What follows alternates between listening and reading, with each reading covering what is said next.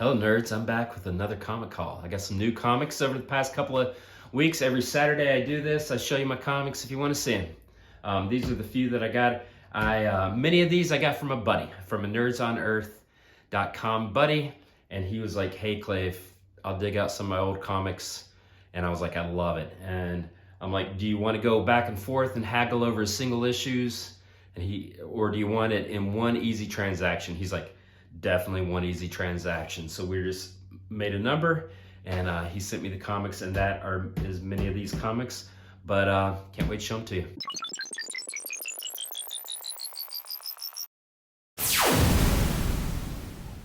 All right, nerds, let's start out with some Spider-Man. This is Web of Spider-Man. This was, I think, maybe like 84-ish, I think, is when it came out. Of course, there was Amazing Spider-Man, Peter Parker, the Spectacular Spider-Man, and then Web of Spider-Man came a little later. I love this cover, just the fog rolling through. It looks painted a way. There's a feeling to this cover, so I really like this cover. This is Web of Spider-Man #1, I think from '84. If I'm wrong, let me know in the comments. Next, we'll have something that you all want to see. This is Secret Wars 1, 2, 3. Now I think 3 is the first appearance of Titania, I think it is. Now of course, Secret Wars was Jim Shooter's big crossover. A lot of people hated it at the time, and in the decades since, they were like, it's just for selling toys. So it was kind of much derided. And then decades later, people are rediscovering it and falling in love. This was essentially the first big comic book crossover event. And so this is Secret Wars. That was #4, #5, #6, #7. Now this is the first Julia Carpenter Spider-Woman. And then #8, of course, this is the first appearance of the black costume. Now these aren't in near mint condition by any means. They're a little beat up, but they're in nice condition, and I'm happy to have it. #9.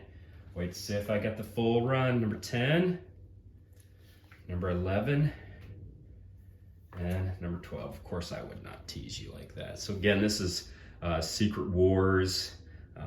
First comic book crossover event, much derided for a time, and now it's much beloved. People are looking back at it with nostalgia. Change gears, I love me some shark covers. So you can't get much sharkier than that. These are sky sharks, the best kind of sharks. Werewolf by Night 22, and I think this is, yep, this is what's called a Mark Jewelers variant. And so Mark Jewelers would make these inserts. I don't know if you can see it on the camera, but these are from card stock. So they almost acted like a backing board, but there were 4 pages, and you would see what they had. They had engagement rings. Now, why would they advertise engagement rings in comic books? Well, these comics were for folks who served in the military. So this comic would have been maybe 1/10 of the print run, maybe 1 out of 10 had this insert, and then those comics would be sent to or around military bases, and because they were specifically marketed toward lonely soldiers who were deployed overseas and maybe missed their girlfriend back home. And what way to tap into that emotion than to sell them some engagement rings. I love these inserts, so I collect them. And so I already had this Werewolf by Night 22, but now I have the Mark Jewelers insert, which again is a little more rare than the regular comics, a lot more rare actually. Changing gears entirely, this is Longshot, one of my favorite comics. Longshot really came into his own in the Australian era of the X-Men. During, like the 87, 88, 89 of the Claremont run. So that's Longshot 1 through 4 it looked like, and then Kitty Pryde 2. Cable variant edition, that's kind of out of nowhere, but I like it.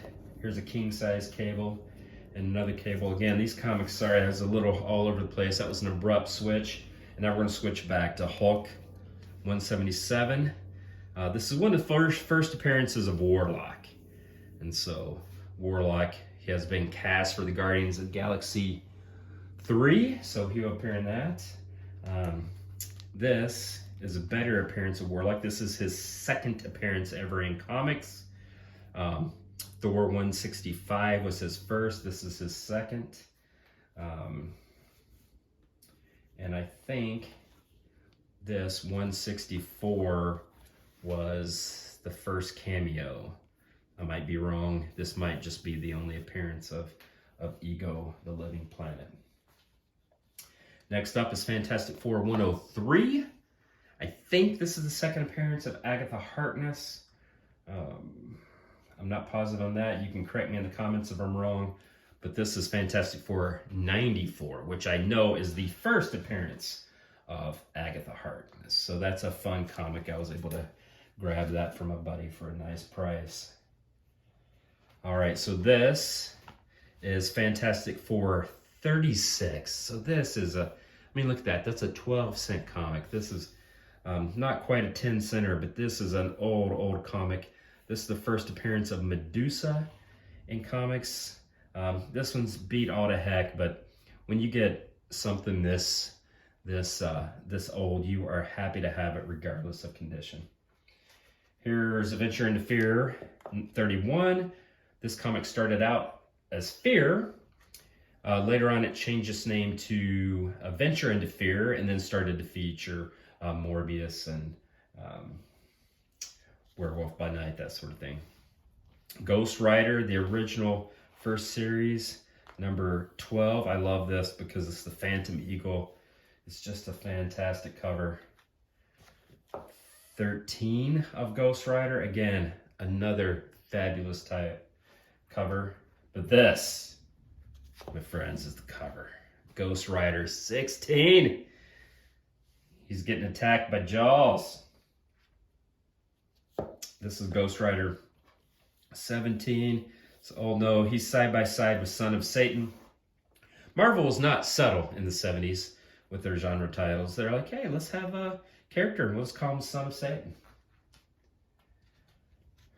Here's Ka-Zar 15. I think that was one of the few I needed to finish my Ka-Zar run. I think I finished that now. Here's an old school X-Men. I'll often do, I have a lot of X-Men comics, let's just say, and sometimes I'll do direct to newsstand, or maybe I'm looking for a condition upgrade. I can't remember why I got that, but that's X-Men 105. There's a early appearance of Phoenix. 101 was where she burst out of the water. Iconic cover. I would love to have another copy of 101. This is X-Men number 98. It's beat all to heck, but I love the X-Men, so I pick them up if I can. This is Thor 336. This is another place where you can correct me on the comics, but I think this is close to around the time when, let's see, Walt Simonson either started or he started like 337 or something like that. This is right around that time at the beginning of the Simonson run, I think. 224. And this is one just because I love this cover. Look at this. I mean, it's just thunder in the netherworld. And so down below, up above, just a really neat looking cover. I love it. Talked before, I love the covers on the old Submariners. That is 64. And this is another place where I love the covers, and that's these old Nick Fury S.H.I.E.L.D. I think, I can't remember, this is not a Steranko cover, if I'm not mistaken. It's not a Steranko, but I'm not sure who did the cover on this. Jim Steranko, the legendary comic artist, would often do these old covers, but I don't think this is Steranko, but still, it's a fantastic cover nonetheless. That's my haul for this week.